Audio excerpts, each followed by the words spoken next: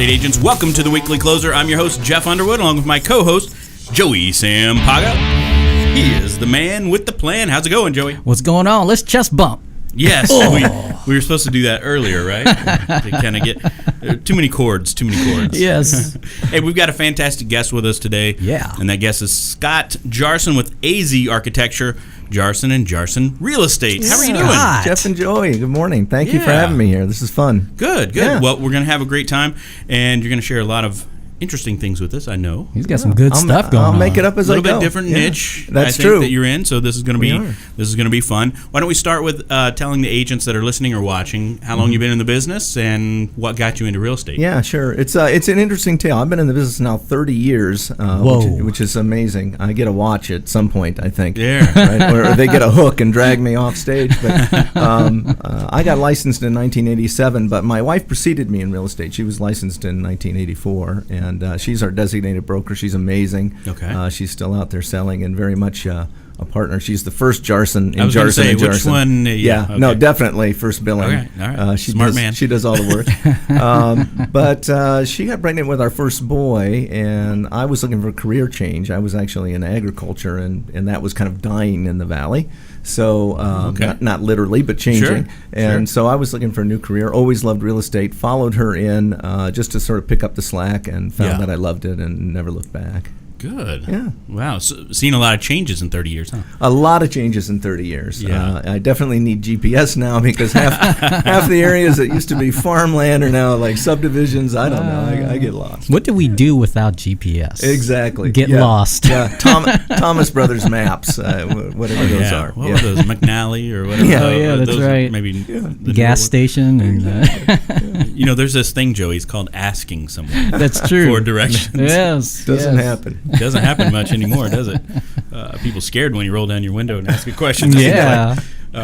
So why don't we jump into what are you doing now? I mean, what are you doing now in real estate? 30 years in the business to be successful. What's kind of Well, it's kind of interesting. I mean, we have a long path in that early on in our career, we had a very good, solid real estate business. We were doing very well. We worked sort of all aspects of the business, but we decided to specialize in 1990, my wife and I and a small team, and we have specialized in architecturally unique homes for that entire time. Okay. And so now, at this point in our career, we've got a certain level of success, especially within our niche, and for me, it's about sharing the knowledge I've built over the last 30 years now. I find that this resonates a lot with our clients. This resonates with younger agents. So this is how we kind of keep on top of our game. Now, it's kind of fun to go in the early part of your career, you're gaining that knowledge, and the second half, you're sharing it, and keeps us engaged. Yeah. No, that's so. When you say so, different architectural. Yeah. So give me what would be an example, I guess, or well, because there's so many tract homes out there. Exactly. What would be a good example? Well, there are so many tract homes out there, and that was one of the reasons I got into the niche. My wife and I both come from arts and design backgrounds. I actually have a fine arts degree. I studied architecture. And at some point, I felt like I was maybe part of the problem. I was selling houses I wasn't getting my mind around. I wasn't enjoying it. And I found a base of clients that responded to something unique, something creative, something different. Yeah. And it's a broad brush. So we are architecturally unique homes, and that could be anything from a very cool hip urban condo all the way to historic adobe, something downtown, to full-on modernist architecture. Oh, that's great. So we work the full spectrum. Yeah, we're all about. I mean, I love hearing someone doing something different than the norm because there's 40,000 of us in the valley. Exactly. Right. And it seems like we all do the same things, but I like this approach. We had another guest on, and their whole thing was like urban living. Sure. Right. Yeah. That's exactly. a really unique niche. Yeah. I like this architectural. That's cool. It's been good. Yeah. So what would you say, buyers versus the list side? Kind of, how's the business right now? For us, it's about 60-40, 60 listing. A lot of that is coming from the fact that sort of organically we've grown our business around our knowledge of unique properties. Okay. And so those owners know who we are. They know our website. They come to us to sort of represent their very special home. On the flip side of that, buyers know we know where the cool stuff is. There you go. So we're not quite balanced. We get a few more listings than buyers, but it's been good. The interesting thing on our list side, we tend to sell a little more in-house than other people. The buyers hit our website. They know we kind of specialize in architecture and call us direct about 12% of the time. So it's a good number actually. Yeah, with homes with different architecture, they're very they're hard to appraise, aren't they? Aren't they different to appraise than big part of our job is educating the appraiser. Yeah, and we're there for that process, and we have. Thankfully, we have the knowledge of the database. I can go back. I can show them like for like, apples for apples. And it's hard. And they need, they're doing their job, and we just help them do it better. Yeah. yeah. I like that. Should I use that at the next one I go to? Yeah, exactly. I'll just meet him there and say, I'm only here to help you do your job better. Yeah. No, I'm just kidding. It's just all about ease for you. Yeah. Oh, yeah, ease. That's a better word, right? Sure. So since it's... You say you have buyers that will come to your website. They know that you guys have the cool houses, right? It's true. What do you have a wide spectrum of ages that are buying these cooler, interested in architectural design? It is. It's one of the things that makes going to work fun every day because it's very diverse and it's very different. So we have first and second time home buyers are looking for something unique, for everything from like a really hip condo or just a great little starter home with some level of character. Maybe it could be a historic ranch, it could be a little mid-century modern place, and that goes all the way up to uber luxury. Okay. So on the top end, we're pretty engaged. There are some real strong, world-renowned architects that work in this valley, and we get to represent a pretty good share of that property. Oh, that's great! Wow. That's awesome. How do you grow your database of the different cool-looking houses? I mean, I know you're probably used to some certain areas, but when something comes up and you're like, oh, I mean, do you comb through the MLS? I mean, what do you do? We stalk people. We do. Well, that works. Yeah, we wait in the driveway until they come out. Sit outside their house. Yeah. You don't know me, but it started interestingly enough. Some background. I was raised in Arizona, and just out of geographical luck, I grew up in an area very close to Paula Soleri. I spent a lot of time with Cassanti. He's a pretty well-known architect. A lot of the kids that grew up at Taliesin West, I went to school with them. So I had an early architectural education. I knew where those houses were. It was a point in time where a lot of new houses were being built that are now mid-century modern. They were just modern when I was a kid. Yeah. So I had a good idea of where they were from the get-go. But we have actually spent a large amount of our time and career studying where those houses are, creating the database. We work really closely with architects, young and old, to see what the next thing is and who built what. Yeah. And that knowledge helps us know where these houses are. That's awesome. Yeah. That's great. Good. So with marketing then, if you are, are you doing something different on the marketing side to get those people that want that type of a house? Yeah, we definitely are. A big thing for us is we're visual marketers. So the product that we specialize in is usually really beautiful to look at, or at least very interesting to look at. And so we push the visual imagery very strong on all of our marketing.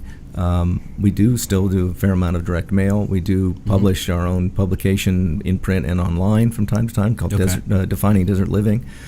So we're engaged in that world, and it's all about presenting these properties to the public. The buyer today is starved for information. They're going to get it everywhere, but when they get the visual information from us, it's a notch up. We have an in-house photographer. He's trained to shoot architecture. It's something that we specialize every day. So we want to tell that visual story a little differently than everybody else. Okay. So have you had? I have to ask this just because I have to. So since you're going after, since you find the hip people wanting to buy the hip houses, right? Yeah. Have you had anybody come and offer cryptocurrency to buy a house yet? That's actually happened. Has We it? found a facilitator that would handle that transaction. Wow. So we did have our first cryptocurrency sale. Oh my gosh! Yeah, it all went through. That's all scary. I think that you know what the scary part was. I think that buyer bought the house with the cryptocurrency right before the big run up. So you got to pick your moments. Yeah. So the seller made out like a bandit. Yeah, if they kept that. If they kept it, which I don't think they did. They probably converted it before it even was even done. But Yeah. So did you get paid in Come to cryptocurrency? No, we got paid out of escrow. We get the check direct from the title company. Darn, get that Bitcoin while it was at 2,000, right? Before it jumped to 19. Oh, man. That's going to be an interesting thing going down the road, I think. I think it is, It's, I think it seems like there are a lot of bigger institutions and some government entities that are starting to pay attention and get behind it a little bit. So we'll see how it goes. Future trend.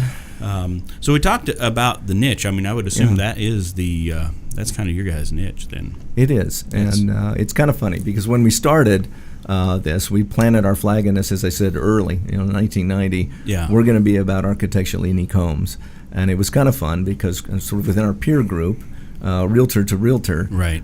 This was a far-fetched idea. And it came with a fair amount of ridicule. So we'd go on a regional tour, and every weird looking house. Yeah. They say, "Oh yeah, Jarson listing. It's painted purple like that one. That's what you guys like, right?" Yeah. But I think we got the last laugh. Because, so when you after before all, you started that, Yes. right? Or when you started that, Yes. okay. I'm sure you didn't get a lot of people come to you right away because they didn't really know your niche yet, That's right? right, So yeah. were you doing almost everything then? Like people want to see house in Scottsdale, one in Buckeye, and wherever until that niche started to build. Absolutely. Okay. Yeah. You have to, and I think anybody who's out there building a niche, you got to realize, you're going to build it organically. It's going to take some time.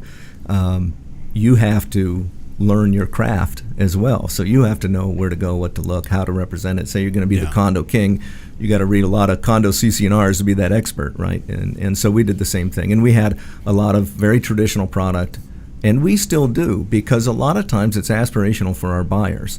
So we get a buyer who come to us with a nice house, but fairly traditional, and we have a place and a way to market that, and we're good at that, and we help them get to that next house, and that's really fun. And that's really fun. And sometimes first-time buyers, like, I can't quite get to an albedo modern house. I want to. That's how we're going to live our life.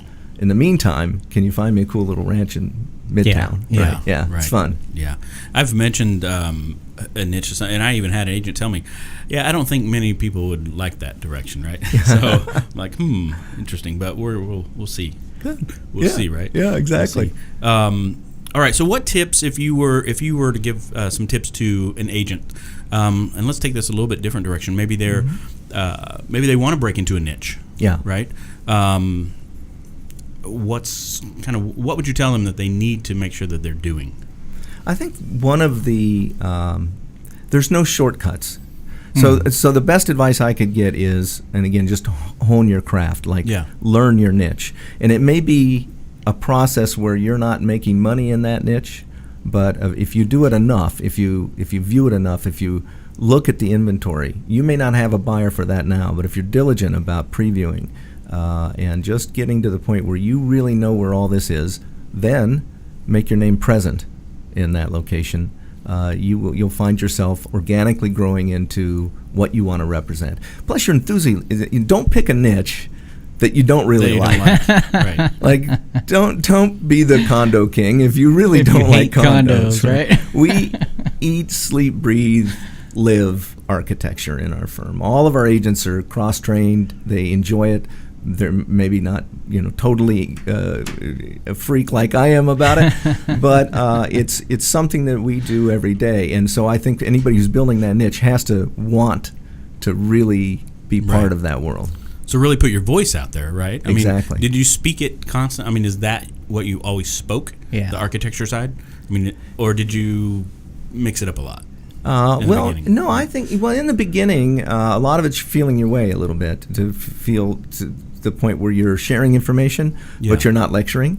So, when your buyer's eyes start to glaze over, you realize you need to back off on that architecture lesson a little bit. It's a little too much information, but there are those who are hungry for it. So then you kind of figure out that Yeah. you're all in. Yeah. Right. Yeah, that makes sense. It's kind of like when my wife says, "Are you really talking to me about marketing?" Because I'm not hearing a thing you're saying right now. Yeah, exactly. She goes, "Call Joey or something, please."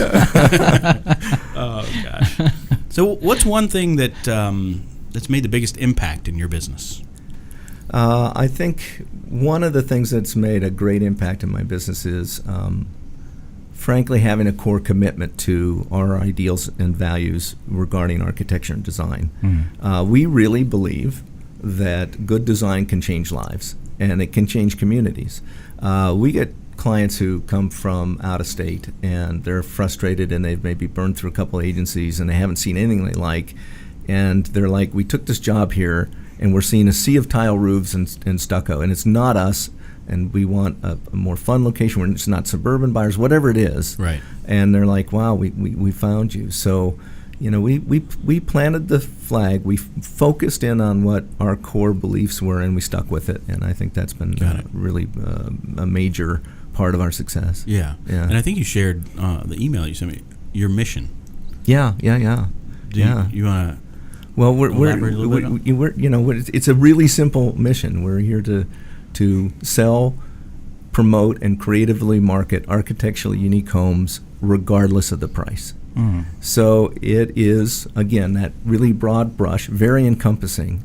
But we feel like we live in a special place. And there is a big inventory of really unique properties in Arizona, much more than people think. I think we're on par with areas like LA. They have a greater land mass. They have more.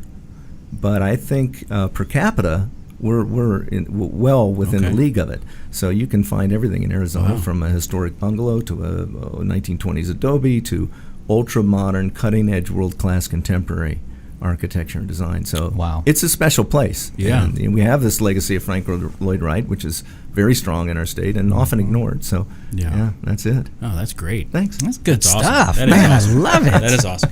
You want to mention, too, you have a new project, I think, that you're working on? We do. We've been doing a series of infill project sales for a good part of our career, and it's kind of fun. We get embedded early, often with the developer and the architect, and so we're team members from the get-go. So to see it grow from a concept to dirt to coming out of the ground to be ready to sell is really fun. Yeah. We have Eldorado on First in Scottsdale. It's in downtown Scottsdale. It's a block south of the Valley Ho. 7 townhome. Valley Ho? Yeah. 7 townhome condominiums. Absolutely stunning, world-class architecture by Will Bruder. Out of the 7 homes, we've got 2 left. So that's been selling. And then we have a new modern architecture single-family development right near Scottsdale and McDonald Drive coming soon. So that's fun. 7 single-family homes. So a whole different approach, but it's special. So you're probably getting these opportunities because of your niche. It's true. Yeah. They do come to us. And again, we have been promoting architects in the Valley for a long time. They're unsung heroes. We have a bumper sticker we give out that says, "Save the desert, hire an architect." Nice. Because these men and women are dedicated to creating a visually beautiful place to live. Yeah. And so by doing that, we have gotten some great introductions. Got it. Yeah. So if agents, when those projects or when that next project is ready or launched, can agents go to your website to see? Is that where it's going to be?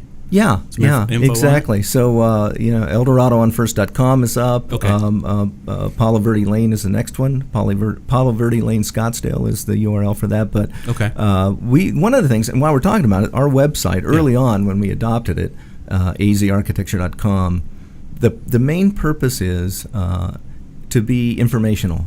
So we try to load it up with a lot of information about stylistic designs, architects, great builders, and a lot of an archive of unique properties that are not necessarily for sale, so people can get an idea of what's here. So we're sort of soft sell on that. Got it. But it's fun, so people can learn about the latest. Right. Yeah. No, that's good. Awesome. That's good. Yeah. And you are looking to build your team still. We are. It's great. There's 16 of us right now, including Debbie and I, and we have 3 staff and admin, our full-time photographer and marketing director, and So it's a great team. And we are looking for those people. And what we like to hire is people that are sort of maybe mid-career. Maybe they've hit a place where they want to be more engaged in what they do, and maybe they have a design background, or they're at least just interested. Yeah. You don't have to be an expert. Right. And then we'll nurture a fair amount of newer agents that have the drive and interest. Yeah. And it's been great. It's been very gratifying because there is a big groundswell of interest in what mid-century modern homes. I mean, this is a big buzzword now, and we've been sort of fighting that fight for a long time and talking that talk, and now it's become a buzzword which we love. And I think that's interesting to a lot of younger agents who are finally discovering this whole era of design that's fascinating to them. So those are the people we're looking for. All right. Yeah. Well, if anybody's watching or listening and they want to reach out to you, how do they do that? I am probably the most accessible person you can think of. It's just Scott@azarchitecture.com. Very informal. They can go on the website. If they click anywhere on the website, and it'll get to me.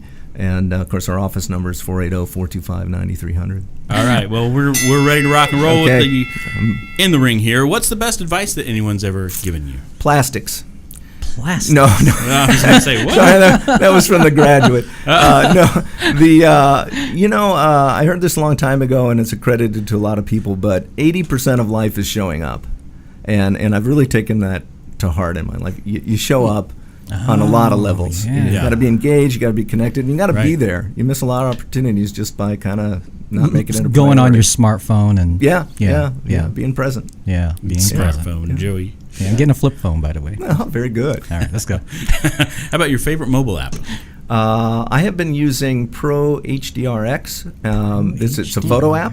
Yeah. Love it. I got to say, because we're visual marketers, we take a lot of imagery. I can take an amazing photograph on any iPhone with this app, layer it up, send it to a client. It looks like it just came out of the studio. It's pretty cool. Wow, Yeah. that is awesome.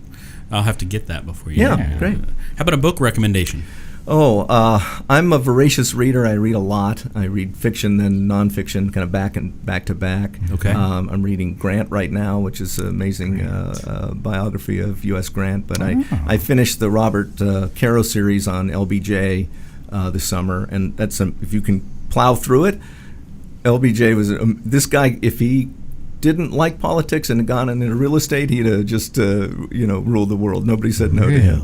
But I read a book early on, kind of using the Wayback Machine a little bit. I read a book early on by the name Robert Pirsig is the author, and it's Zen and the Art of Motorcycle Maintenance. I recommend it. Really? It's a philosophical read, but there's a lot of reflection of Western society versus alternative thinking. And one of the takeaways in that is there's a concept of stuckness, where you use all your rational thought to solve a problem, and when you can't fix it is when the creative thought begins. So when you get to this brick wall in your career, you can't get any further, you can't make this happen. Yeah. There's a moment where your mind opens up and you think of that workaround. And it's been a good book. What's the name of the book?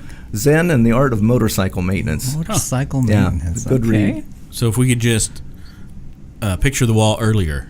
Yeah. Yeah, exactly. Then our mind will open up.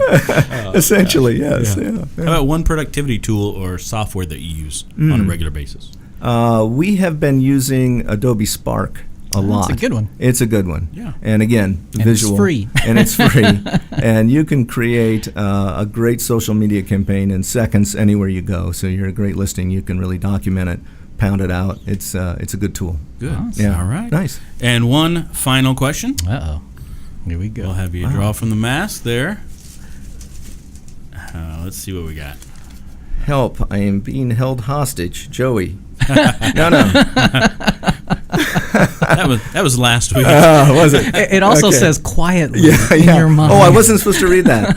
I'm sorry. All right. What is the most adventurous thing I've ever done? I am not the guy that jumps off the mountain. I am not. I did enough of that early on that it's just not my thing. But, it kind of sounds odd, but some of the most adventurous things I've done have been starting businesses. I started a business when I was young. I jumped right into real estate, had to make a living at it, was driven.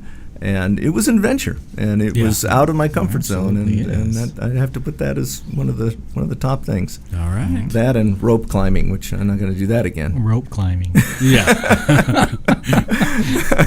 Rope climbing. Great. No, this is awesome. Thank you so much for this info. Jeff, Joey, thank you. This has been really awesome. fun. This is great. And the website again, because if agents want to go check out all these cool homes. azarchitecture.com. Letters AZ for Arizona, architecture.com. It's on our name. That's great. Yeah. Well, thanks so much, Scott, for coming in. Well, thank you. You're Appreciate welcome. it. Have a great day. Until next time, this is Jeff Underwood. And Joey Sampaga. We are the Real Estate Marketing Maniacs from Security Tile Studios. See you later. Adios. Thank you.